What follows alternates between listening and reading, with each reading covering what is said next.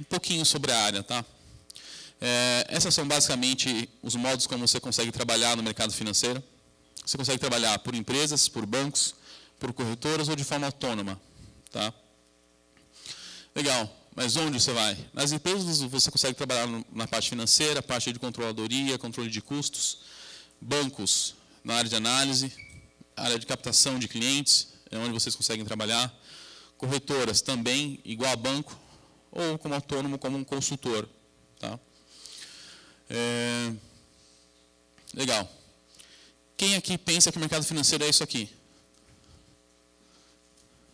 Pode levantar a mão, pessoal. Que antes de entrar também pensava isso. Todo mundo fala que o mercado financeiro se trabalha pouco, né? Se ganha muito, basta estudar a economia que está tudo certo, o ambiente é justo e basta entender de números. Só que, ó, vou falar para vocês, é zero isso. Zero. 8 horas, pessoal, de trabalho é só uma parte do meu dia. Tá? Só uma parte. Só a parte da manhã, digamos assim. Tá? E no começo, realmente, se você constrói carreira financeira, você chega a ter bons ganhos.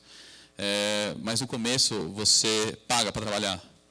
Tá? Porque os melhores lugares para você trabalhar não te pagam isso. Os melhores lugares fazem você trabalhar de graça. Por quê? Porque você tem que ralar, amigão. Porque você tem que aprender o quanto o dinheiro custa. Tá? E sim, é necessário anos e anos de estudo. Você nunca tem que parar de estudar, você nunca pode parar de estudar. Tá? E por que eu frisei ali que não existe justiça e sem mérito? Pessoal, não adianta vocês estudarem o dia inteiro, né, vocês focarem nisso o dia inteiro, só que vocês fazerem merda. Só que vocês escolherem a ação errada. Então, não existe esse tipo de justiça no mercado financeiro. Existe mérito. Você achou a ação certa, achou a moeda certa, achou o que for certo, legal, você ganhou dinheiro. Achou a moeda errada, você perdeu dinheiro. E você pode achar a moeda certa ou errada estudando 5 minutos ou estudando um dia inteiro. Tá? E o mercado, pessoal, é 70% de psicologia, não é números. Tá?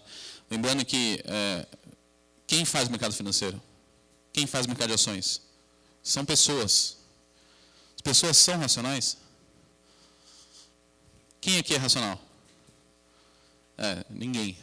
Então, exatamente por isso, pessoal. O mercado não é racional, o mercado não é números, o mercado é psicologia, é pessoas. Tá? Então, um pouquinho de como vocês podem começar. Tá? Eu escrevi lógica baseado um pouco no jeito como eu comecei.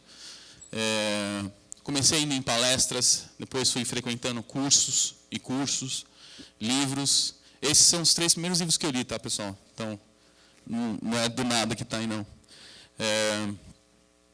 Então, esses são os principais sites aí que eu sei que tem cursos para vocês estudarem, que tem palestras. Logicamente, tem o site da minha empresa ali também. Se precisarem, tá? Estou ao serviço de vocês. Esses principais livros aí, falando desses livros, o que eu mais gosto, esse Axiomas de Zurique, é um livro muito interessante que fala sobre investidores suíços, tá? Ele aborda muito essa questão psicológica. Um pouco dos certificados. O certificado básico do mercado financeiro é sempre o CPA 10 ou o CPA 20, tá? Que é o que você precisa caso você queira trabalhar em bancos. Tá? Normalmente exigem esses 2 certificados.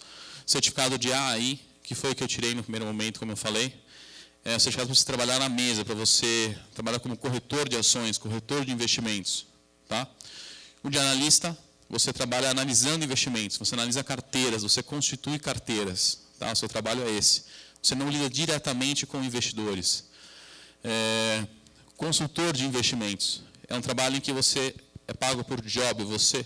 O seu trabalho, Caio, por exemplo, seria analisar a minha vida financeira e dar um destino para ela.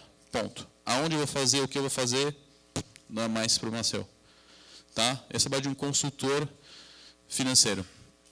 E o gestor de investimentos, na minha opinião, o pior trabalho que existe. O trabalho dele é entender um pouco como é o futuro e manejar os investimentos hoje. Tá? Então, ele tem autonomia de todos os investidores para tomar as decisões que ele acha boas. Tá? Depois, se vocês quiserem, pessoal, tirem foto, não sei se vocês preferem isso aqui, que tem muita informação. Tá? pode disponibilizar, né? Pode, sem problema. Vamos abrir para perguntas? Vamos? Só um minutinho, por favor, que a gente está gravando.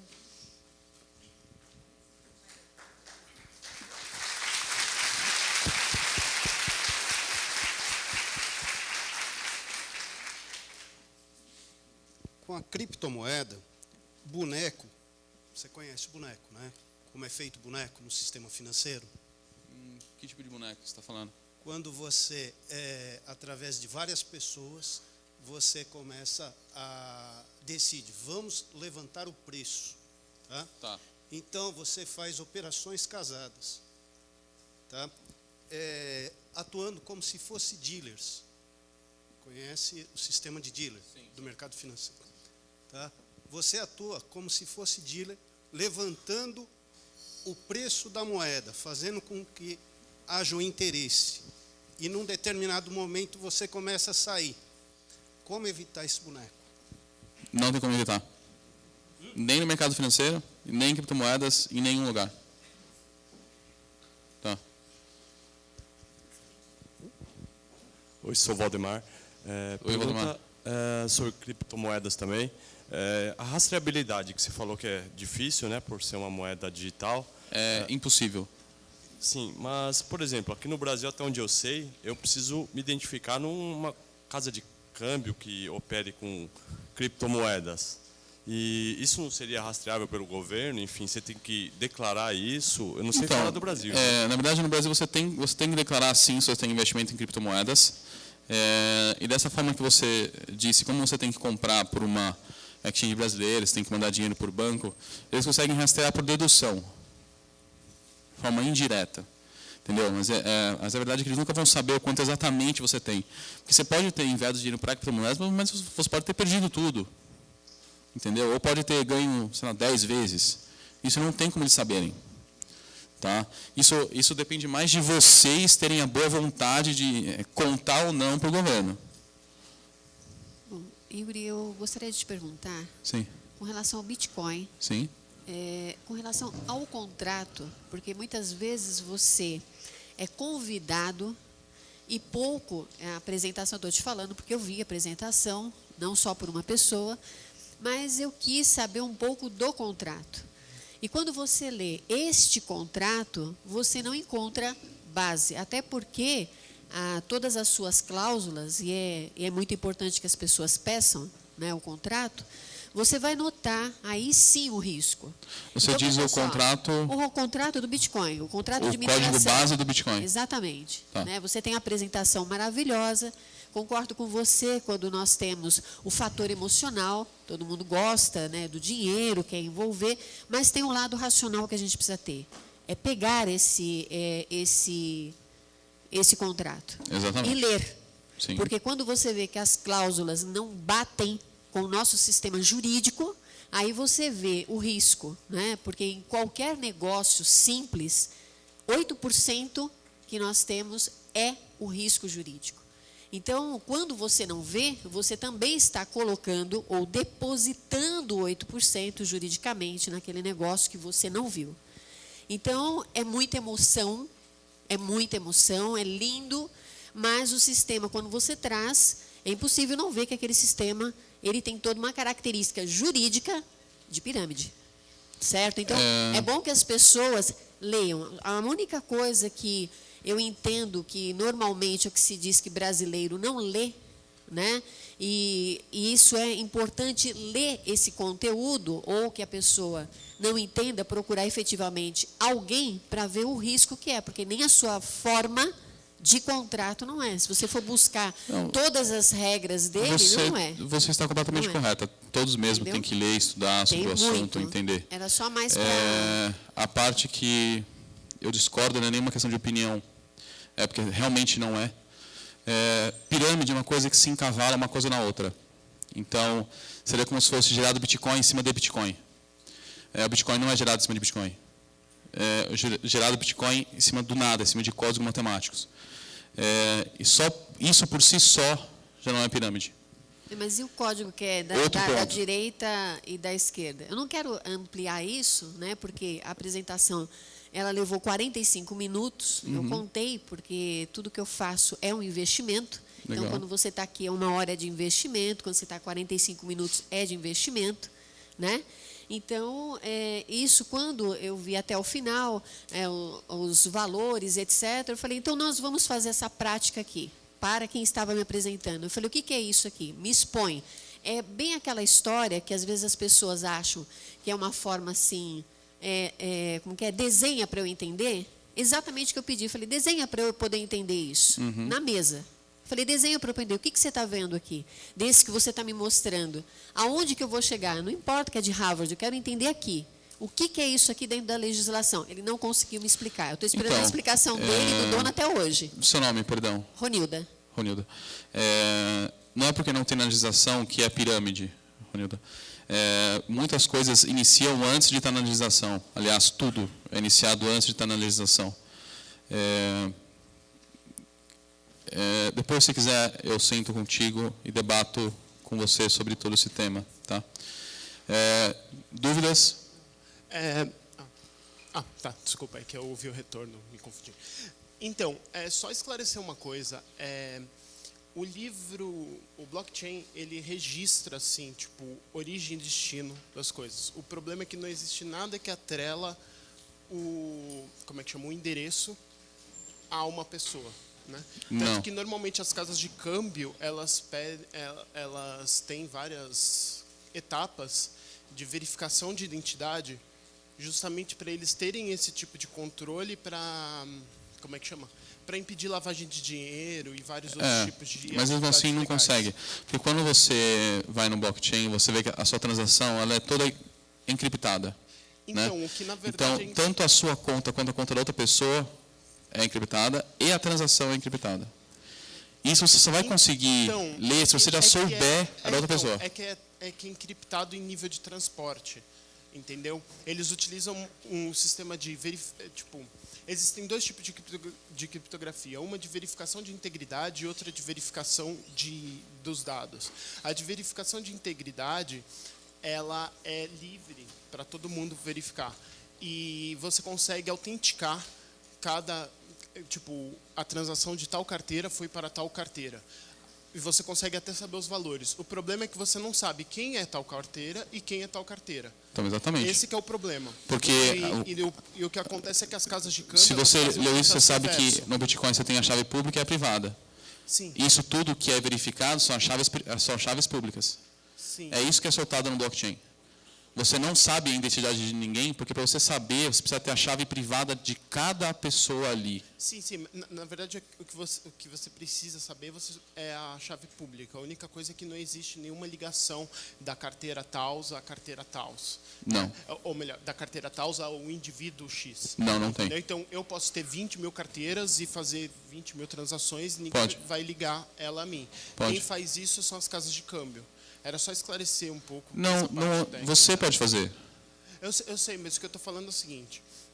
Nas casas de câmbio, para evitar esse tipo de transações anônimas, eles fazem esse tipo de verificação em que eles associam um indivíduo a uma carteira. Então, não é muito assim. Porque como que funciona?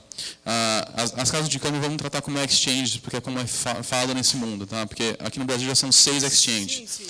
As exchanges elas são feitas como nuvem.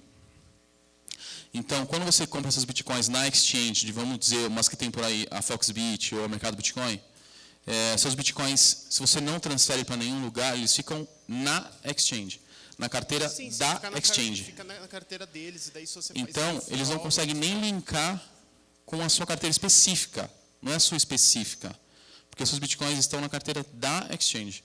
Eu sei. Então, eles... Agora, por exemplo, se você envia seus bitcoins para uma carteira sua, fora da exchange, tá? Que vocês têm carteiras privadas, vocês podem ter as cold wallets, as hard wallets, ali não tem como saber. Era essa a dúvida? Então, era mais ou menos, era mais para esclarecer que na verdade essas transações elas são abertas para todo mundo. As carteiras são abertas, são visíveis os endereços da carteira. A única coisa é que não existe essa ligação do indivíduo com a carteira. E essa que é a parte que você fala, não é rastreável, porque você não sabe quem que é o dono daquilo. Exatamente. E o que acontece é que a maioria dessas exchanges, elas fazem o processo reverso. para garantir essa segurança e a legalidade dos dados, eles fazem eles costumam exigir esse tipo de processo. Existe um Tudo bem. limite. Só que, aí voltando, só para finalizar, quando você envia da sua carteira da exchange, que você tem a conta lá, para uma outra carteira X, a outra pessoa que recebe não sabe que é sua. Porque não vem nem da sua conta, vem da conta da exchange. Entendeu? Então, por mais que a exchange use o sistema de verificação dela, cada uma tem de um jeito diferente, ainda assim, dá para fazer lavagem de dinheiro como se fosse... tá? Isso não impede. Não impede. Dificulta um pouquinho, mas não impede. A minha pergunta... Bom dia, meu nome é Claudemir. A minha pergunta é sobre debentures, mas só para complementar isso Só para complementar o assunto sobre criptomoedas, realmente não tem como você rastrear quem foi ou para onde foi o dinheiro, porque você pode simplesmente comprar, sei lá, do seu colega ao lado, criptomoedas. Eu posso vender para vocês criptomoedas agora, recebo o dinheiro de vocês e faço a transferência da criptomoeda e não existe nenhum lastro, não existe nenhuma vinculação a mim. Então, é fácil, sim, você fazer essas transações sem nenhum tipo de rastreamento. E quanto ao que a senhora ali comentou, existem sites que eles simulam produção de criptomoedas, tipo Bitcoin, por exemplo. Você compra lá você investe, tipo, sei lá, R$100, e ele vai te dar um valor de criptomoedas. Só que para você conseguir resgatar, por exemplo, essas criptomoedas que você tem, você precisa investir mais um pouco. Então, é pirâmide. Você acaba até recebendo criptomoedas. Mas para você resgatar, você precisa sempre reaplicar novamente. Então, o seu nome, perdão? Claudemir. Como? Claudemir. Claudemir. Vamos diferenciar duas coisas. Primeiro, as criptomoedas, ter empresas que fazem isso. Tá? Por que eu estou diferenciando isso? Porque as criptomoedas não é pirâmide. Sim, as criptomoedas não. Agora, sim, existem inúmeras empresas aqui no Brasil e fora do país que usem isso como pirâmide. Sim. E é exatamente esse esquema que você estava falando. Eles prometem ganhos diários, prometem que você consegue sacar, só que para você sacar você tem que enviar mais dinheiro. Então, é exatamente isso. Perfeito, a sua visão. Tá? Mas é só interessante distinguir, né? Distinguir uma coisa da outra. Tá? Então, a minha pergunta é sobre debentures. Qual a diferença entre a debenture e o ativo propriamente que é lançado na bolsa? Porque o ativo ele não tem rendimento garantido, né? Ele é uma renda variável. Você só vai ter rendimento com o pagamento de dividendos ou com a própria valorização da ação. Tá? Na debenture não, é um título de renda fixa, então você tem um rendimento pré-estabelecido, seja Selic, seja IPCA mais alguma coisa, seja uma taxa pré. Não perda. Yuri, tem só um minutinho, gente. Primeiro eu quero agradecer em nome do escritório a presença de todos, ao Yuri, à Roberta. A gente tem que finalizar, a gente tem mais uma pergunta aqui, alguém pediu... Então, é um assunto que rende muitas perguntas. A palestra, né, a gravação da palestra, os slides vão estar todos disponibilizados no Facebook, Carreiras USP. E eles estão à disposição, tem os contatos. Vamos tentar sintetizar, porque a gente tem que entregar também o anfiteatro, tem outro evento hoje. Vamos tentar ser bem coesos, tá bom? Nas perguntas. Muito obrigada pela presença de todos e acompanhem no Facebook os eventos do Escritório de Carreiras. Todos os eventos são abertos ao público USP e externo. Vocês podem convidar amigos, parentes. As oficinas são especialmente para alunos, né? Vínculos USP. Então é isso, está lá na nossa página de eventos. Obrigada.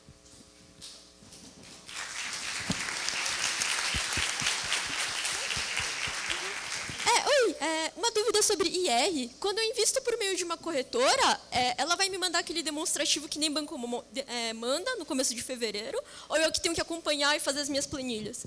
Depende do quê? Se for ação, você que tem que fazer as planilhas e acompanhar. Ah, é? Ah. Se for renda fixa ou qualquer tipo de investimento como fundo, você consegue demonstrativo pela corretora. Ah, legal, obrigada. Não. Oba, boa tarde. Em relação à renda fixa, os títulos pós-fixados, como que eu pego a média do período do investimento, da variação? Exatamente. É isso? Ah, Exatamente. tá legal, obrigado. Oi, dentro desse grupo de investimento de renda fixa, agora com a Selic em 7%, tem algum que sobressai os demais? Sim, vamos pensar assim, renda fixa a gente tem que sempre trabalhar com cenários futuros, né? Então, anos atrás, o ideal era você comprar pré porque a taxa ia cair. Hoje é ideal você comprar pós, porque a taxa, onde está, não tende a cair mais, tende só a subir. Tá? Então, o ideal para o momento são pós-fixados.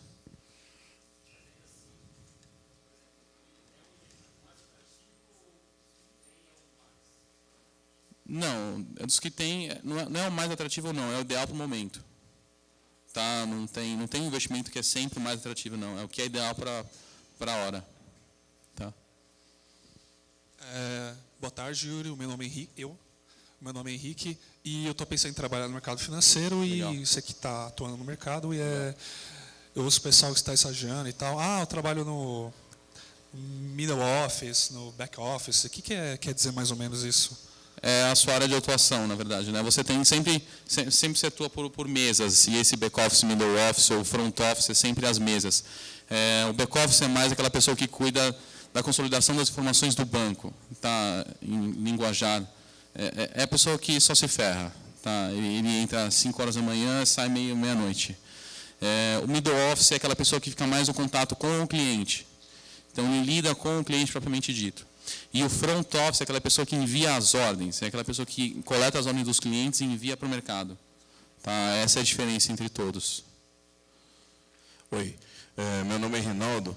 Eu tenho uma curiosidade. Você citou aí o Luiz Stuhlberger, né? Eu lembro de ter visto uma entrevista com ele, alguma coisa assim, que ele falou que durante 10 anos ele conseguiu retornos de 25%, né? Principalmente em relação ao mercado de ações.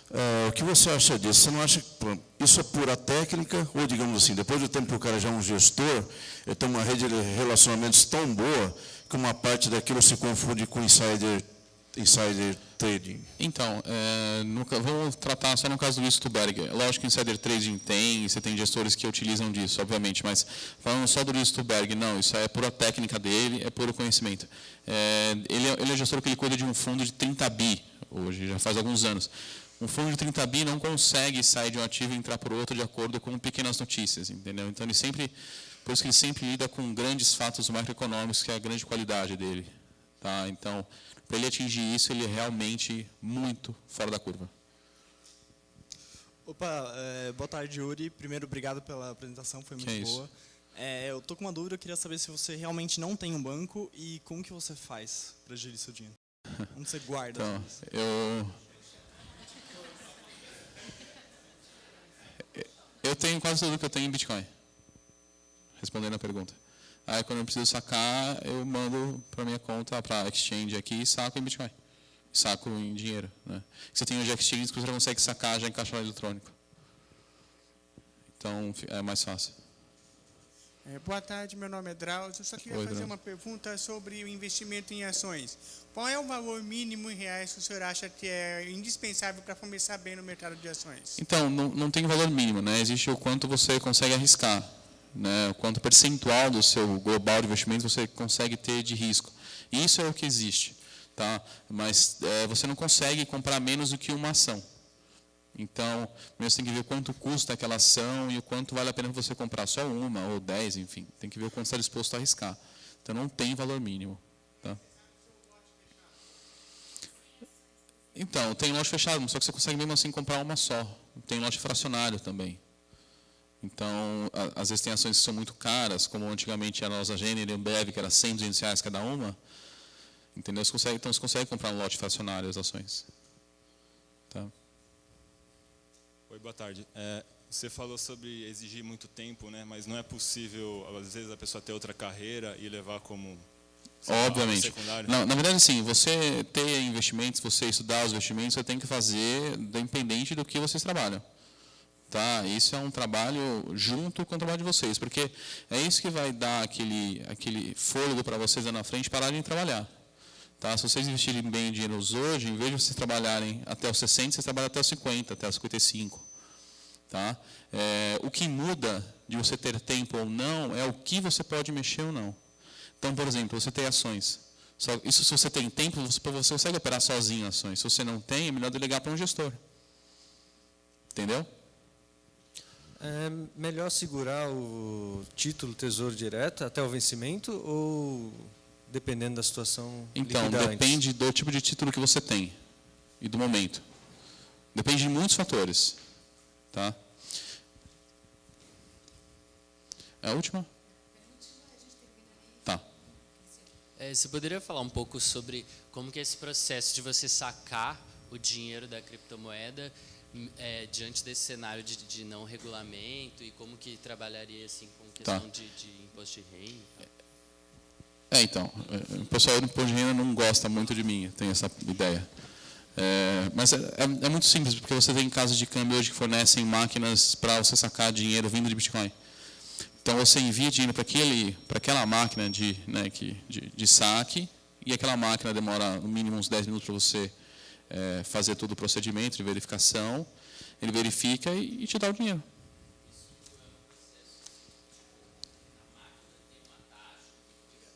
A máquina tem uma taxa, isso você paga. Dependendo de onde você paga 2%, 3%.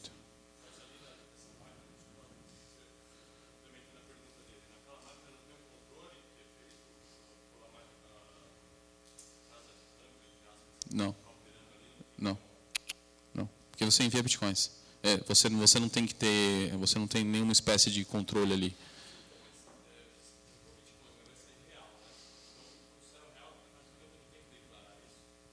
Você acaba de, então, mas é um problema deles. O problema deles, não. O problema deles é exatamente isso. Todas essas exchanges que existem em bitcoins aqui no Brasil, elas estão indo mais para o lado de milhagens, sistemas de pontos assim. Eles estão sendo enquadrados como isso. Então, aí eu não sei exatamente como eles têm que verificar isso com a Receita, como eles têm que pagar IR em cima disso, eu não sei te falar não. Tá? Mas da ponta final aqui, assim, basicamente isso. Basicamente. A não ser que eu queria comprar alguma coisa, né? Porque daí, você vai comprar uma casa, você vai, de onde veio esse dinheiro? Então, querendo ou não, alguma coisa você sempre tem que, pelo menos para justificar o que você está tendo ali. Pode falar. Na verdade, são duas perguntas. A primeira é, aposentadoria complementar, eu posso considerar isso como um fundo de investimento? Aposentadoria complementar nada mais é do que uma previdência privada. Uma previdência privada, onde está a previdência privada, na verdade? Os bancos, né? Banco do Brasil, Bradesco? Não, o meu eu fiz por uma fundação dentro da universidade. Legal. Então, uma modalidade de investimentos e é sim um fundo. Tá? Sempre é um fundo.